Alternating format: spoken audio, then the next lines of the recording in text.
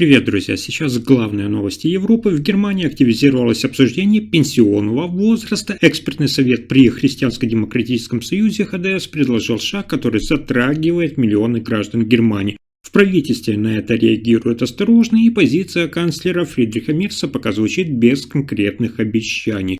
Одновременно в Мюнхене готовится конференция по безопасности в феврале 2026 года. В программе снова появляются представители альтернативы для Германии АФД, и это после 2 лет отсутствия. Решение принято новым руководством форума и уже вызвало активное обсуждение в немецкой политике. В то же время компания Deutsche Bahn объявила о новых планах инвестировать 23 миллиона евро в железные дороги. Проект называют необходимым, но вопросы возникают сразу и по срокам, и по деньгам, и по роли правительства Мерца. И еще одна тема, которая на протяжении долгого времени остается актуальной для Германии. Миграция снова становится предметом острых дискуссий внутри страны и на уровне ЕС. Подход Берлина и позиция Еврокомиссии во главе с Урсулой фон дер Ляйен все чаще расходятся. Обо всех этих последних событиях Европы коротко расскажу буквально за несколько минут. Итак, в Германии продолжается новый этап общественного обсуждения пенсионной системы. Экспертный совет при Христианско-демократическом союзе ХДС выступил с предложением внимание поднять пенсионный возраст до 67 лет, чтобы сохранить финансовую устойчивость системы и снизить риски для нее в ближайшие годы. Сейчас стандартный пенсионный возраст, напомню, в Германии 65-66 лет, в зависимости от года рождения. Члены совета, представляющие бизнес и экономистов, считают, что из-за старения населения и роста расходов на выплаты текущая система находится под давлением. По их оценке, без повышения возраста выхода на пенсию дефицит пенсионного фонда будет только увеличиваться, что повлечет за собой рост налоговой нагрузки на работающих и сокращение социальных выплат. Инициатива вызвала заметную реакцию в политической среде. Сторонники идеи указывают, многие современные профессии позволяют людям работать дольше, а повышение пенсионного возраста – это способ именно сохранить бюджет справедливым и устойчивым. Противники же предупреждают, что это особенно тяжело скажется на тех, кто работает физически тяжело и уже долгое время на рынке труда, и для них дополнительный обязательный рабочий год может стать серьезной нагрузкой. Эта дискуссия выходит за рамки одной партии. Со стороны правительства у канцлера Германии Фридриха Мерца уже звучат осторожные комментарии о необходимости модернизации социальной модели, но четких предложений о реформе пенсионного возраста обратно же пока нет. Правящая коалиция эти слова воспринимает по-разному. Некоторые депутаты, например, боятся потери поддержки среди своих избирателей, особенно в сельской местности и среди пожилых.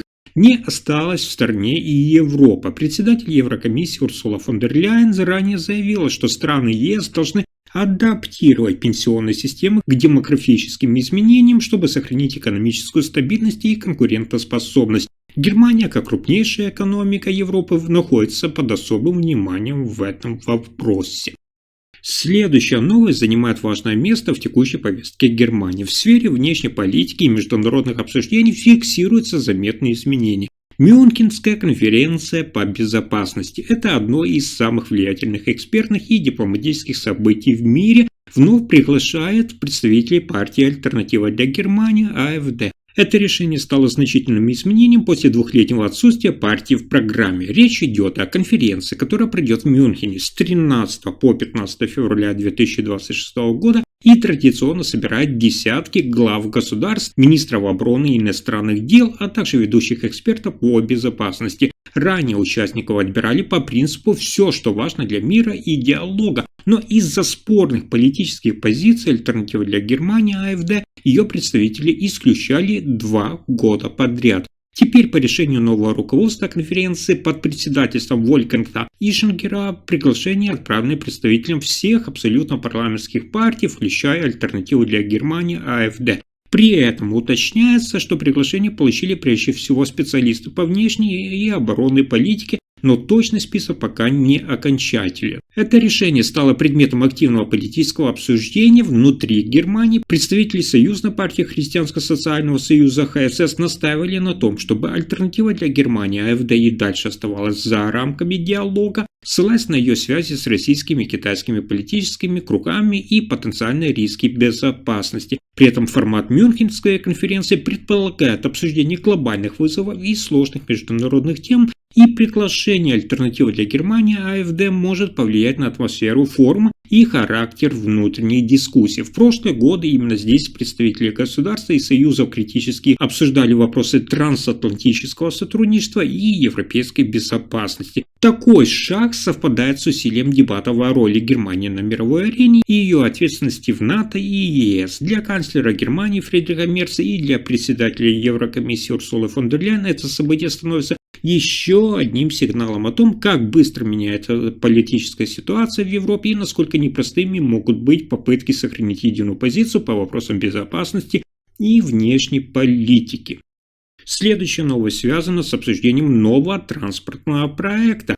Германия готовится к масштабному транспортному проекту, который может изменить курс железнодорожной сети на годы вперед. Государственная железнодорожная компания Deutsche Bahn объявила о плане вложить 23 миллиарда евро в обновление и расширение своей инфраструктуры в ближайшие годы. Это одна из крупнейших инвестпрограмм в истории немецких железных дорог. Сумма в 23 миллиарда евро пойдет на ремонт путей, укрепление мостов, обновление сигнализации и системы безопасности, а также на повышение пропускной способности основных магистралей. Deutsche Bank подчеркивает, что без таких вложений сеть окажется перегружена, а рост пассажиропотока и грузоперевозок сделает невозможным. Уже сейчас на некоторых линиях наблюдаются задержки и узкие места, которые тормозят движение поездов. Компания объясняет это не просто каким-то ремонтом, а стратегическое модернизирование всей системы, чтобы сократить задержки, повысить надежность и создать предпосылки для увеличения скоростей. Немецкие инженеры также планируют внедрить новые цифровые технологии для управления движениями поездов и улучшения диагностики путей в реальном времени.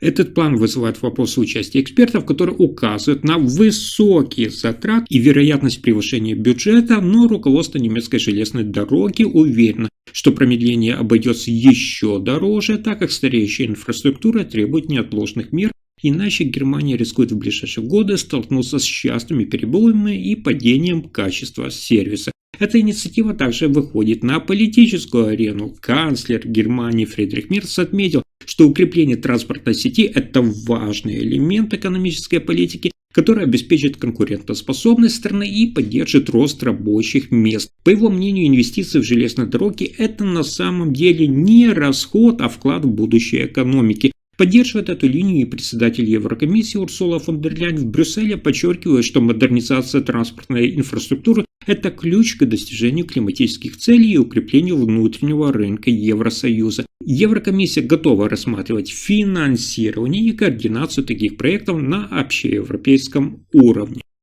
Далее стоит обратить внимание еще на одну значимую тему. В Германии миграционная тема стала одной из самых сложных и чувствительных в общественной дискуссии. Эксперты отмечают, что проблема давно вышла за рамки самих мигрантов и стала отражением общего недовольства ситуацией в стране. Экономика Германии замедляется, предприятия сокращают рабочие места, как я вам рассказывал, растут цены на жилье и услуги. И на этом фоне миграция все чаще воспринимается частью общества как дополнительная нагрузка на социальную систему, школу, муниципалитеты и рынок труда. Именно это усиливает напряженность и разделение мнения в обществе. При этом государственные структуры и политики долго не давали четких и понятных ответов, как именно будет работать миграционная и интеграционная политика.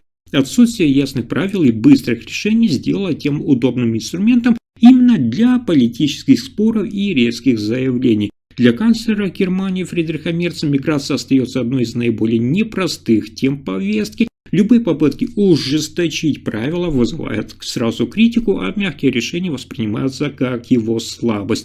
В результате правительство часто оказывается между давлением общества и внутренними разногласиями в самой коалиции. На уровне Евросоюза ситуация также остается непростой. Председатель Еврокомиссии Урсула фон дер Ляйен подчеркивала необходимость общеевропейского подхода, но на практике мы с вами знаем, страны ЕС действуют абсолютно по-разному, а ответственность часто перекладывают друг на друга. На этом пока все. Вы слушали последние новости Германии. Если информация оказалась полезной, ставьте лайк, подписывайтесь на канал и делитесь видео. Спасибо за просмотр.